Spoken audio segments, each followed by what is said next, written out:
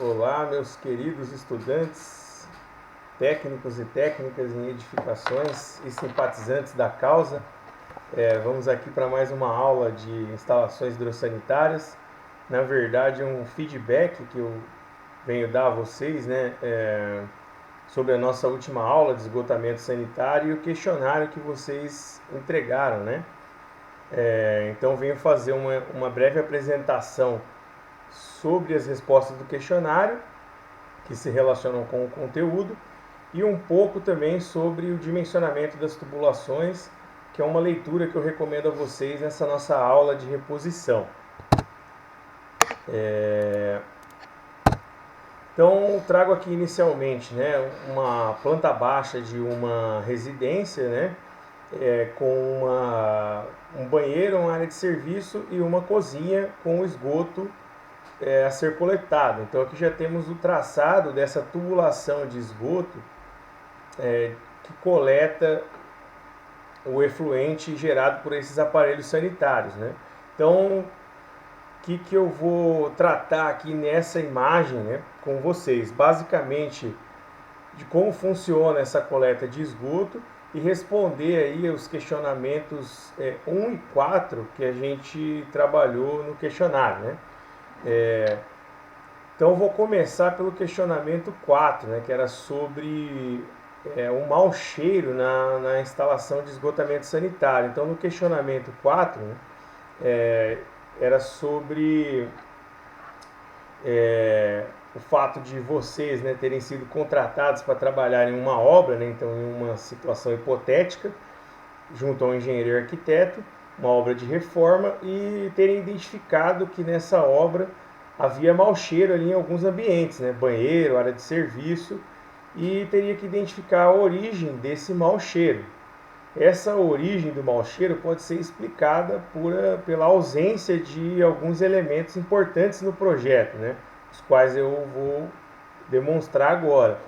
Então, numa coleta de esgoto de banheiro, a gente tem basicamente o esgoto secundário, que é o esgoto que é coletado a partir dos aparelhos do chuveiro, do lavatório, por exemplo, são encaminhados até a caixa sifonada, né, que é esse elemento que eu estou demonstrando aqui com o cursor, que funciona como um fecho hídrico.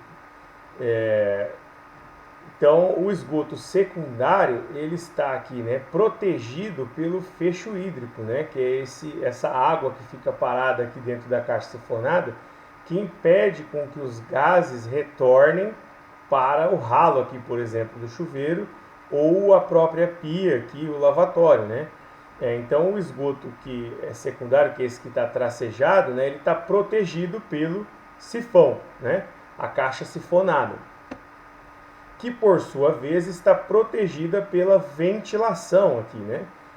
Que é o elemento que protege esse sifão de um possível esvaziamento, né? Durante o funcionamento do esgoto, eu tenho movimentação de massas aqui, de gases, de fluido, né?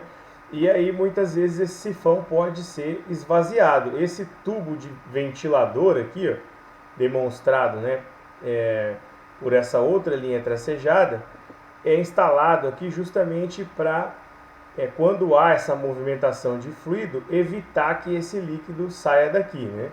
Então ele permite a entrada de ar da atmosfera e a saída de ar da tubulação também, né? Evitando com que essa água seja sugada aqui por pressões negativas, enfim. E o outro esgoto que nós temos no banheiro é o primário, né? Que é o esgoto coletado aqui do vaso sanitário. O vaso sanitário por si só já é um sifão. Se vocês olharem para ele aí na casa de vocês, vocês vão ver que tem uma água parada ali, né? Aquela água parada impede com que os gases retornem para o ambiente. Portanto, a tubulação de coleta do esgoto do vaso, ela é um esgoto primário, um esgoto que está em contato diretamente com os gases da rede pública ou da unidade de tratamento, né? Então, precisa de um anel de vedação aqui, né? Bem feito, né? Nesse local aqui de instalação do vaso. Então, outra origem do mau cheiro, por exemplo, seria a não instalação ou adequação desse anel. Esse anel pode estar danificado, por exemplo, né? Então, resumindo, o mau cheiro no banheiro ou é a falta desse cara aqui, do sifão, ausência ou inadequação, ou a falta ou inadequação do anel de vedação do vaso, ou a ausência do ramal de ventilação, né? Que protegeria aqui o sifão. Então isso com certeza faria com que os gases aqui, ó, a gente vê que o esgoto dessa instalação está ligado aqui ou na rede pública ou em uma unidade de tratamento de esgoto, que seria aí tema de uma próxima aula nossa, né? E obviamente, né, o esgoto dos nossos fluidos corpóreos, ele tem alguns gases mal cheirosos, né? E esses gases eles não podem voltar para o ambiente, por isso que a gente tem essa proteção dos sifões, da ventilação e dessas vedações todas, né? E aí, né, se tem o problema do mau cheiro, o que a gente vai fazer? Né? Primeiro identificar aonde se é a caixa sifonada, se é a vedação, se não tem ventilação, e aí propor a instalação desses elementos. É uma obra meio complicada muitas vezes, né? Se não tem um ramal de ventilação, você tem que quebrar a parede para instalar, jogar essa ventilação até a cobertura. O anel de vedação é a obra mais fácil aqui, né? Você vai só reinstalar ele, né? Agora, não ter uma caixa sifonada e uma ventilação já é uma obra um pouquinho mais trabalhosa, né? Você tem que fazer ali a instalação desse elemento que não foi previsto em projeto, né? Então é bem complicado, enfim. E aqui a gente observa já nesse desenho uns diâmetros de tubulação, né? Coisa que a gente não tinha visto até agora, né? A gente só falou de traçado. Então aqui, ó, o diâmetro da tubulação de esgoto do lavatório, do chuveiro, por exemplo, 40 milímetros, com uma declividade de 2%, né? Isso é a declividade mínima por norma e os diâmetros mínimos por norma recomendados para esses aparelhos sanitários. Isso já está na leitura que eu recomendo a vocês do módulo 6 da apostila, né? Obviamente que esse diâmetro é de acordo com uma vazão, né? Ou, no caso do esgoto, uma unidade Hunter de contribuição, que representa um fator de vazão.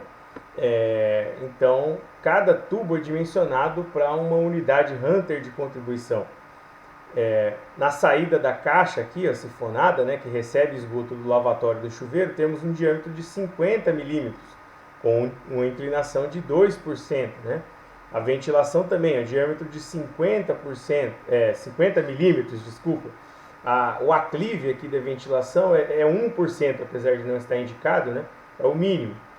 Tubo de esgoto do vaso, mínimo 100 milímetros, com declividade de 1%, né?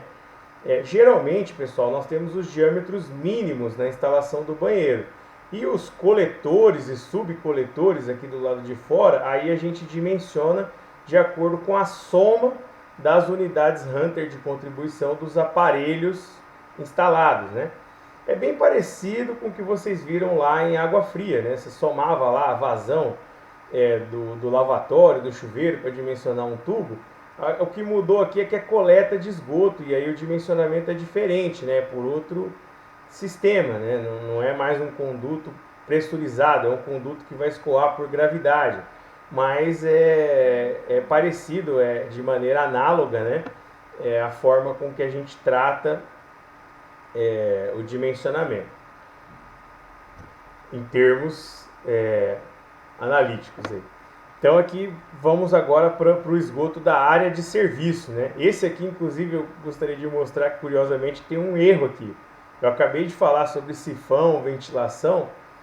Nesse desenho, propositalmente, eu coloquei um erro aqui, né? Se vocês observarem, o esgoto coletado aqui, ó, na parede, né, do tanque ou da máquina de lavar que estaria aqui do lado, não passam pelo sifão. Vão direto aqui para a tubulação que sai do sifão. E aí essa tubulação vai aqui para a caixa de inspeção que recebe esgoto do vaso. Ou seja, o cheiro desse esgoto aqui, ó, que sai do vaso, que vai para a rua, voltaria aqui para o tanque, né? E para a máquina de lavar, porque não tem a proteção do sifão. Olha que erro de projeto, né? Que eu coloquei aqui. Então, se você executasse isso aqui, teria fatalmente, posteriormente, um probleminha aí, né? E outro detalhe, também não está ventilado, ó. Esse ramal não está conectado a uma ventilação aqui, ó. Então isso aqui possivelmente geraria um problema de mau cheiro nessa área de serviço após executado, né? Beleza? Então vamos lá, vamos para a cozinha agora, né? Então aqui o esgoto da cozinha é coletado, encaminhado a uma caixa de gordura antes de se juntar com o esgoto primário aqui, a caixa de inspeção. Por que que ele passa pela caixa de gordura? Essa era a questão 1 do nosso questionário aí, né, da nossa atividade. Ele passa pela caixa de gordura por um motivo muito simples, para reter a gordura que vai se tornar sólida dentro da tubulação com o tempo, né? A gente tira lá aquele óleo, aquela coisa, no momento ele é líquido, mas depois ele vai entupir a tubulação, né? Ele vai tender a causar sérios problemas ao sistema. Então a caixa de gordura aqui está aqui para impedir que esse tubo, que haja problema de entupimento nessas tubulações aqui. Eu citei para alguns colegas que me procuraram, né? O caso do gordinho que come muito pastel, né? Que come muita coxinha ou coisa boa, né? E aí o que acontece com ele, né? Ele pode ter problema de colesterol alto, entupir veia, é a mesma coisa. Aqui a gente tem que instalar, só que o gordinho não tem a caixa de gordura, aí é problemático. Aqui a gente instala a caixa de gordura de vez em quando, né? Periodicamente, conforme recomendação da norma. A gente vem, abre ela e tem que limpar essa gordura que fica acumulada aqui dentro, né? E observem também que ela também funciona como um sifão. Ela é quase o mesmo esquema da caixa sifonada, com a diferença que ela vai reter a gordura aqui também, né? Ela impede o retorno do mau cheiro e acumula gordura. Como acumula gordura, tem que limpar. Se você não limpar, ela vai transbordar, aí pode voltar a gordura lá para dentro. Enfim, todo o incômodo que pode ser causado aqui pela falta de manutenção. Eu usei a palavra manutenção, talvez a palavra mais correta seria limpeza, né? Caixa de gordura tem que ser limpa. Então, se não instalar a caixa de gordura, vai entupir tubo e vai gerar problema também no sistema de tratamento de esgoto, enfim. É por aí, né? E tem que fazer a limpeza periódica. Eu tenho que fazer aqui de casa, acho que desde que eu mudei para cá que eu não faço, até agora não entupiu, né? Tô com sorte. E é isso, pessoal, basicamente aqui sobre as questões 1 e 2. Como eu falei bastante, eu vou gravar um outro vídeo sobre as outras duas questões e agradeço a atenção de vocês. Daqui a pouco eu volto. Um abraço.